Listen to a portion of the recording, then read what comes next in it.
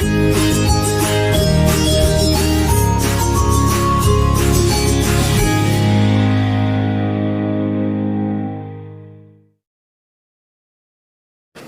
Everyone, હું છું પરીક્ષિત ગેડિયા અને મારી યુટ્યુબ ચેનલ સ્માર્ટ સ્ટડીમાં આપ સૌનું હાર્દિક સ્વાગત છે।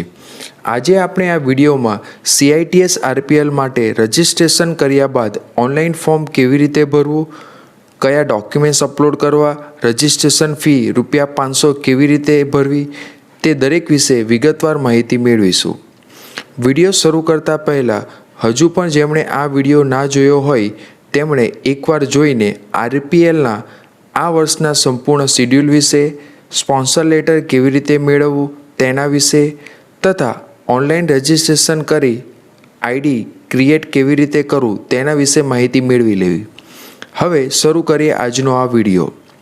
સૌપ્રથમ તમારું વેબ બ્રાઉઝર ઓપન કરી ગૂગલ સર્ચ બોક્સમાં RPL નિમી લર્નિંગ ઓનલાઈન લખીને સર્ચ કરો। અહીં ક્લિક કરશો એટલે નિમીની વેબસાઇટ ઓપન થઈ જશે। નીચે ડિસ્ક્રિપ્શન બોક્સમાં વેબસાઇટની લિંક આપેલ છે। હવે વિઝિટ લિંક પર ક્લિક કરો, લોગિન નાઉ પર ક્લિક કરો। હવે અહીં તમારો રજિસ્ટર કરેલ મોબાઈલ નંબર અથવા ઈમેલ આઈડી એન્ટર કરો, તમારો પાસવર્ડ એન્ટર કરો, ઉપર દર્શાવ્યા મુજબનો નંબર ફરી પાછો એન્ટર કરો। હવે લોગિન નાઉ પર ક્લિક કરો। હવે fill the personal details form now પર ક્લિક કરો। સૌપ્રથમ તમારે પર્સનલ ડિટેલ્સ ભરવાની રહેશે। તમારું નામ, મોબાઈલ નંબર અને ઈમેલ આઈડી બાય ડિફોલ્ટ લખેલ આવશે। તેના સિવાયની બાકી રહેલ તમામ વિગતો તમારે ભરવાની રહેશે। અહીં તમારી જન્મ તારીખ લખો, અહીં તમારા પિતાનું નામ લખો, અહીં તમારી માતાનું નામ લખો, તમારો જેન્ડર સિલેક્ટ કરો, તમારી કેટેગરી સિલેક્ટ કરો।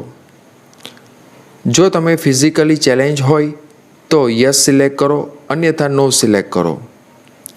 તમારા પરિવારમાં કોઈ ઇન્ડિયન આર્મી, નેવી અથવા એરફોર્સમાં હાલ ફરજ બજાવતું હોય કે નિવૃત્ત થઈ ગઈ હોય તો યસ સિલેક્ટ કરો, અન્યથા નો સિલેક્ટ કરો। જો તમારા મેરેજ થઈ ગયા હોય તો મેરિજ સિલેક્ટ કરો, અન્યથા સિંગલ હોય તો અનમેરિજ સિલેક્ટ કરો। તમારા આધાર કાર્ડનો 12 ડિજિટનો નંબર એન્ટર કરો। જો તમે ડિપ્લોમા પાસ કરેલ હોય તો યસ સિલેક્ટ કરો, અન્યથા નો સિલેક્ટ કરો। જો તમે ITI પાસ કરેલ હોય તો યસ સિલેક્ટ કરો, અન્યથા નો સિલેક્ટ કરો। ITI પાસ હોય તો અહીં દર્શાવેલ તમામ વિગત ભરવાની રહેશે। હવે તમારી એડ્રેસની વિગતો ભરવાની રહેશે।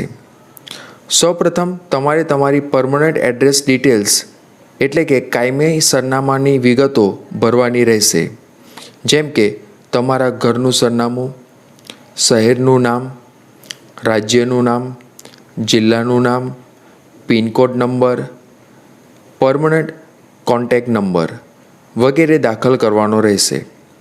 હાલ તમે ઉપરોક્ત સરનામા સિવાય બીજા કોઈ જગ્યાએ વસવાટ કરતા હોય તો તેની વિગતો અહીં ભરવાની રહેશે। જો તમારું હાલનું સરનામું અને પરમનન્ટ સરનામું એક જ હોય તો આ ચેકબોક્સ પર ક્લિક કરો। હવે તમારી એકેડેમિક અને ટેકનિકલ ક્વોલિફિકેશનની વિગતો લખવાની રહેશે। જો તમે ધોરણ 10 કર્યા બાદ ડિપ્લોમા કરેલ હોય તો આ મુજબ વિગતો લખવાની રહેશે। જો તમે ધોરણ 12 કર્યા બાદ એન્જિનિયરિંગ કરેલ હોય તો આ મુજબની વિગતો લખવાની રહેશે। જો તમારી માર્કશીટમાં ગ્રેડ આપેલ ના હોય તો તે કિસ્સામાં કોઈ ચોક્કસ ગાઈડલાઈન નિમી દ્વારા આપેલ ન હોવાથી તમે 70% કે તેથી વધુ હોય તો A ગ્રેડ, 60%થી 70% વચ્ચે B ગ્રેડ, 45%થી 60% વચ્ચે C ગ્રેડ અને ત્યારબાદ છેલ્લે D ગ્રેડ લખીને ફોર્મ ભરશો તો કોઈ પ્રોબ્લેમ આવશે નહીં। હવે અહીં તમારે તમારા ટોટલ એક્સપિરિયન્સ વર્ષમાં લખવાનો રહેશે। અહીં તમે જે કોર્સમાં પરીક્ષા આપવા માંગો છો તે સિલેક્ટ કરવાનું રહેશે। અહીં ક્લિક કરી તમે PDF ફાઇલ ડાઉનલોડ કરીને તમારા ટ્રેડને અનુરૂપ કયો CITS કોર્સ છે તે માહિતી મેળવી યોગ્ય કોર્સ સિલેક્ટ કરી શકો છો। હવે તમને સ્પોન્સર કરતી તમારી આઈટીઆઈ વિશે તમામ માહિતી એન્ટર કરવાની રહેશે, જેમ કે આઈટીઆઈનો પ્રકાર, આઈટીઆઈનો કોડ, આઈટીઆઈનું નામ, આઈટીઆઈનું પૂરું સરનામું, પોસ્ટ ઓફિસ કે શહેર જે આઈટીઆઈને લગતું હોય તે, રાજ્યનું નામ, જિલ્લાનું નામ, પિનકોડ નંબર, તમારી આઈટીઆઈના પ્રિન્સિપલનું નામ અને હોદ્દો તથા તેમનો મોબાઈલ નંબર વગેરે માહિતી લખી સબમિટ પર ક્લિક કરો. હવે પ્લીઝ અપલોડ ડોક્યુમેન્ટ્સ નાવ પર ક્લિક કરી ડોક્યુમેન્ટ્સ અપલોડ કરવાના રહેશે. સૌપ્રથમ અહીં લખેલ તમામ ડોક્યુમેન્ટ્સ સ્કેન કરી તૈયાર રાખો. તમારો ફોટો તમારી સાઇન સાથે અપલોડ કરવાનો રહેશે, જેની સાઇઝ 50 KB સુધીની રાખવાની રહેશે. તે સિવાય તમામ ડોક્યુમેન્ટ્સની સાઇઝ 100 KB સુધીની રાખવાની રહેશે. તમારા ડોક્યુમેન્ટ્સની સાઇઝ ઘટાડવા માટે ગૂગલ સર્ચ બોક્સમાં રિડ્યુસ સાઇઝ લખીને સર્ચ કરશો એટલે આ વેબસાઇટ પર ક્વોલિટી % 10 થી 20% રાખીને સાઇઝ ઘટાડી શકાશે, જેની લિંક નીચે ડિસ્ક્રિપ્શન બોક્સમાં આપેલ છે. ડોક્યુમેન્ટ્સ તૈયાર થઈ ગયા બાદ વારાફરતી એક પછી એક ડોક્યુમેન્ટ્સ ચૂઝ ફાઇલ પર ક્લિક કરી અપલોડ કરવાના રહેશે. અહીં ક્લિક કરી તમારો ફોટો સાઇન સાથેનો સિલેક્ટ કરો. અહીં ક્લિક કરી તમારી આઈટીઆઈમાંથી આપેલ સ્પોન્સર લેટર એક્સપિરિયન્સ સાથે લખેલ સિલેક્ટ કરો.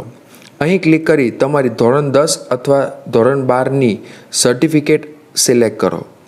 અહીં ક્લિક કરી તમારા ડિપ્લોમા, ડિગ્રી કે આઈટીઆઈનું સર્ટિફિકેટ સિલેક્ટ કરો. તમારો પ્રાન નંબર હોય તો તે અને ના હોય તો તે ના હોવા બદલ આઈટીઆઈ દ્વારા આપવામાં આવેલ સર્ટિફિકેટ અપલોડ કરો. હવે અપલોડ પર ક્લિક કરો. અહીં તમારું ઓનલાઈન ફોર્મ ભરવાનું અને ડોક્યુમેન્ટ્સ અપલોડ કરવાનું પૂરું થાય છે. હવે અહીં ક્લિક કરો. હવે તમારે રજિસ્ટ્રેશન માટેની ફી ઓનલાઈન ₹500 ભરવાની રહેશે, જેના માટે પે રજિસ્ટ્રેશન ફીસ પર ક્લિક કરો. ઓકે પર ક્લિક કરો. ફરી પાછું ઓકે પર ક્લિક કરો. હવે પે નાઉ ઉપર ક્લિક કરો. હવે આમાંથી કોઈપણ પેમેન્ટ મેથડની મદદથી તમે ઓનલાઈન ફી ભરી શકો છો. હું યુપીઆઈની મદદથી ફી કેવી રીતે ભરું તે આપને બતાવીશ. યુપીઆઈ પર ક્લિક કરો. જનરેટ QR પર ક્લિક કરો. હવે ઓનલાઈન ગૂગલ પે કે ફોનપેમાં સ્કેનર ઓન કરી આ QR સ્કેન કરી પરીક્ષા ફી, કન્વિનિયન્સ ફી અને ટેક્સ સાથે મળીને ટોટલ ₹505.90 ભરવાના રહેશે. ઓનલાઈન પેમેન્ટ થઈ ગયા બાદ આ રીતનું પેજ આવે ત્યાં સુધી રાહ જુઓ. હવે અહીં ક્લિક કરો. ઓનલાઈન ફી ભરાઈ ગયા બાદ તમારા મોબાઈલમાં મેસેજ આવશે તથા તમારા ઈમેલ આઈડી ઉપર મેલ આવશે. આરપીઆઈને લગતું તમામ મટીરિયલ હું મારી ટેલિગ્રામ ચેનલ ઉપર શેર કરી નાખીશ, જેની લિંક નીચે ડિસ્ક્રિપ્શન બોક્સમાં આપેલ છે. જો તમને કોઈ પણ પ્રશ્ન હોય તો નીચે કમેન્ટ બોક્સમાં લખીને મને જણાવી શકો છો.